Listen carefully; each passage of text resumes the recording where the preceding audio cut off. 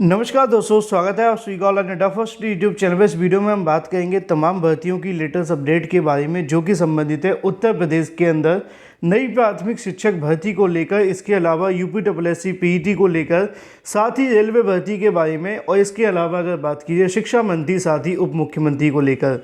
Video को जल्दी से लाइक कर लें, साथ ही शेयर और चैनल को सब्सक्राइब करना बिल्कुल ना भूलें। चैनल के माध्यम से आपको तमाम जो सटीक जानकारियाँ होंगी वो आप सभी को नोटिफिकेशन के माध्यम से मिलती रहेंगी।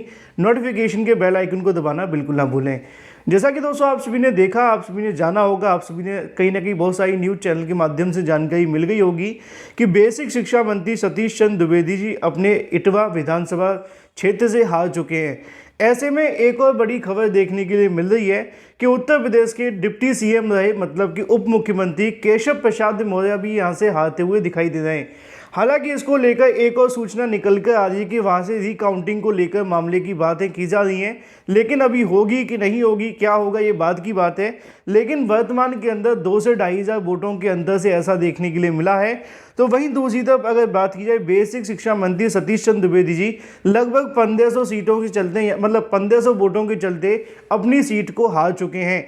अब दोनों ही मुद्दों को लेकर अगर बात की जाए तो इन दोनों के लिए खास मुद्दा ये था कि उत्तर प्रदेश के अंदर जब केशव प्रसाद मौर्य जी को लेकर विवाद हुआ तो वो 69,000 शिक्षक भर्ती को लेकर वो भी घिरे हुए थे, क्योंकि आरक्षित वर्गों के साथ में यहाँ से कहीं ना कहीं धोखा हुआ था। ऐसा सरकार ने बाद में माना। अब जब धोखा हुआ तो कहीं ना कहीं केशव प्रसाद मौर्य उन्हीं के समाज के थे। इसको लेकर यहाँ पे आरक्षित वर्गों के छात्रों की तरफ से उनका विरोध किया गया था। उन छात्रों की तरफ से लगातार इस मुद्दे को लेकर बात की गई।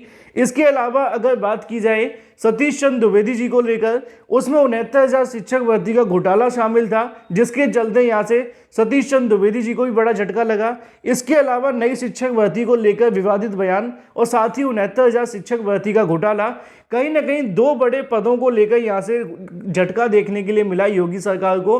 पहला शिक्षा मंत्री और दूसरा उप मुख्यमंत्री को लेकर, क्योंकि कहीं ना कहीं 69,000 और नई शिक्षक भर्ती को लेकर सबसे ज़्यादा निशाने यहीं पर साधे गए थे। लेकिन इसके बावजूद उत्तर प्रदेश के अंदर एक बार फिर से भारतीय जनता पार्टी एक बड़ी सीटों की बढ़त के साथ में यहाँ से फिर से सरकार बनाने जा रही है। अब सबसे बड़ा मुद्दा यह है कि उत्तर प्रदेश की नई प्राथमिक शिक्षक भर्ती को लेकर, क्योंकि आप सभी जानते हैं कि यहाँ पे सरकार की तरफ से सरकार बनाने से पहले या चुनाव में जाने से पहले लगभग 17,000 पदों पर शिक्षक भर्ती का ऐलान किया गया था। छात्रों की तरफ से अपने मुद्दे को लेकर समय समय पर बेसिक शिक्षा मंत्री जी के सामने रखा गया था, जो कि अब वो बेसिक शिक्षा मंत्री जी नहीं होंगे। हो सकता है कि योगी सरकार की तरफ से किसी को नया बेसिक शिक्षा मंत्री जी बना दिया जाए। तो यहाँ से सबसे बड़ा जो नुकसान होगा वो कहीं ना कहीं नई प्राथमिक शिक्षक भर्ती वाले छात्रों को होगा कि एक बार फिर से उनके मुद्दे को यहाँ पे नए शिक्षा मंत्री तक पहुँचाना होगा। और जैसे जैसे ये मुद्दा नए शिक्षा मंत्री जी के पास पहुंचेगा, उसके बाद ये मुद्दा मुख्यमंत्री तक पहुंचाना काफ़ी ज़्यादा महत्वपूर्ण होगा, क्योंकि जब 17,000 शिक्षक भर्ती को लेकर भी पुराने शिक्षा मंत्री के माध्यम से कहा गया था तो उसमें एक छोटा सा बयान जारी हुआ था। इसके अलावा कोई भी प्रोसेस आगे नहीं बढ़ा था। तो इतना आसान नहीं है कि नई प्राथमिक शिक्षक भर्ती को लेकर अगर बात की जाए, क्योंकि जो पहले शिक्षा मंत्री थे उसको लेकर छात्रों ने बहुत सारी मांगें रखी थी, तमाम अपनी मांगें उन तक पहुँचा दी थी। हालांकि उनकी तरफ से कोई ज़्यादा पॉजिटिव रिस्पॉन्स देखने के लिए नहीं मिले थे, जिसका खामियाजा उनको चुनाव के अंदर तो भुगतना पड़ा है। लेकिन अब आगे की बात की जाए कि नई शिक्षक भर्ती को लेकर, तो आप जानते हैं कि समाजवादी पार्टी के माध्यम से बहुत सारे ऐलान किए गए थे कि 97,000 शिक्षक भर्ती का विज्ञापन जारी होगा, हम अगर आए तो ये करेंगे वो करेंगे। लेकिन अब उनकी सरकार ही नहीं बनी, तो ये पहला पॉइंट यहाँ से हट गया। दूसरा, बेसिक शिक्षा मंत्री जी के माध्यम से कहा गया था कि हम 17,000 पदों पर शिक्षक भर्ती करेंगे। अब उनसे भी ये सवाल नहीं किया जा सकता, क्योंकि 17,000 शिक्षक भर्ती को लेकर उन्होंने कहा तो था, लेकिन अब होगा नहीं। अधिकारियों से जब बात की जाएगी कि नई प्राथमिक शिक्षक भर्ती को लेकर क्या होने वाला है, तो इस मुद्दे को लेकर वो एक बार फिर से शासन प्रशासन के ऊपर डाल सकते हैं। तो यहाँ से कहीं ना कहीं नई प्राथमिक शिक्षक भर्ती वाले छात्र जो पहले से धरना प्रदर्शन कर रहे थे, उन सभी के लिए यहाँ से जो डबल काम है वो करना होगा। पहला ये कि नई शिक्षक भर्ती को लेकर एक बार फिर से मुद्दा यहाँ से उठाने की आवश्यकता होगी। दूसरा ये होगा कि शासन प्रशासन तक जो भी नए शिक्षा मंत्री बनते हैं उन तक अपने मुद्दे को पहुंचाकर मुख्यमंत्री योगी या फिर शीर्ष के जो पार्टी के नेता हैं उन सभी तक पहुंचाने का प्रयास किया जाना चाहिए, क्योंकि यहाँ से आप सभी जानते हैं कि अब नई शिक्षक भर्ती का जो मुद्दा है वो नए सिरे से शुरू हो जाएगा। क्योंकि जो पुराने शिक्षा मंत्री थे वो सभी थोड़े मुद्दे से यहाँ से परिचित थे, लेकिन अब ये पूरे तरीके से नया होगा, क्योंकि ना तो शिक्षक भर्ती को लेकर कोई आदेश पहले से जारी हुआ है और ना ही कोई नए शिक्षा मंत्री अगर बनते हैं तो इस मुद्दे को लेकर ज़्यादा जानकारी होगी। अब यहाँ से इन सभी के बीच सबसे बड़ा सवाल ये है कि उत्तर प्रदेश में नई प्राथमिक शिक्षक भर्ती का विज्ञापन कब तक जारी होगा। हर एक अभ्यर्थी के मन में यही सवाल है कि नई शिक्षक भर्ती का विज्ञापन कब से आएगा, क्या मुख्यमंत्री बनते ही नई शिक्षक भर्ती का ऐलान कर दिया जाएगा। तो स्टार्टिंग के कुछ प्रोसेस आप सभी को पता होने चाहिए कि अभी आप जानते हैं कि सरकार को लेकर यहाँ से फैसला तो हो चुका है, लेकिन 10 से 15 दिनों के अंदर सरकार की तरफ से कैबिनेट मंत्री बनाए जाएंगे, शपथ समारोह देखने के लिए मिलेगा। इसके बाद में पहली कैबिनेट बैठक होगी, उस बैठक के अंदर किन किन मुद्दों को लेकर विचार किया जाएगा, रोजगार को लेकर या फिर अगर बात की जाए भर्तियों से संबंधित मुद्दों को लेकर कितनी जगह देखने के लिए मिलेगी, और जो सब कुछ क्लियर हो जाएगा वो पहली कैबिनेट के अंदर हो जाएगा। लेकिन नई शिक्षक भर्ती को लेकर अगर वहाँ से कोई अपडेट आता है तो छात्रों के लिए खुशखबरी हो सकती है, अदरवाइज एक बार फिर से कहीं ना कहीं सरकार तक नई शिक्षक भर्ती के मुद्दे को पहुंचाकर यहाँ से जो शुरुआत है वो करनी होगी। क्योंकि इसी बीच आप सभी जानते हैं कि अभी तक नई शिक्षक भर्ती के साथ साथ 69,000 शिक्षक भर्ती के 6,800 को लेकर जो प्रोसेस है वो आगे नहीं बढ़ा है। तो कहीं ना कहीं 6,800 का जो प्रोसेस पिछले सरकार में शुरू कर दिया गया था, अब नए शासनकाल के अंदर हो सकता है कि वहीं से उस प्रोसेस को आगे बढ़ाया जाए और इसके हो जाने के बाद फिर नई शिक्षक भर्ती का आपको विज्ञापन देखने के लिए मिल सकता है। इस प्रोसेस में कितना समय लगेगा अभी कोई नहीं जानता है, क्योंकि ये मामला पहले से न्यायालय में लटका हुआ है। न्यायालय से अगर हरी झंडी मिल जाती है तो लगभग 2 हफ्ते इनको यहाँ पे नियुक्ति कराने में लग सकते हैं, अगर हाईकोर्ट यहाँ से अनुमति दे देता है तो। और उसके बाद आपको नई शिक्षक भर्ती को लेकर जो प्रोसेस है या फिर जो संबंधित मामला है उसके बारे में जानकारी मिल सकती है।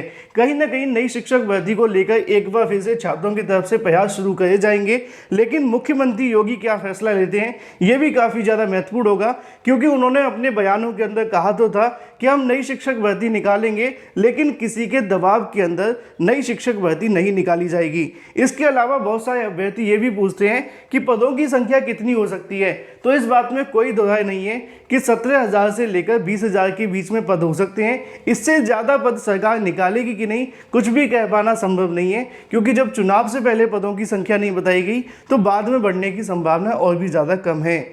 बाकी इसके बारे में आपकी राय क्या है कमेंट करके अवश्य बताएं। तो वहीं दूसरी तरफ नई शिक्षक भर्ती को लेकर अब अप्रैल से आप सभी के सामने या फिर मार्च के अंत में कोई अपडेट देखने के लिए मिल सकती है। तो वहीं दूसरी तरफ बात की जाए अपनी अगली अपडेट के बारे में, जो कि संबंधित है यूपीएससी पीईटी को लेकर।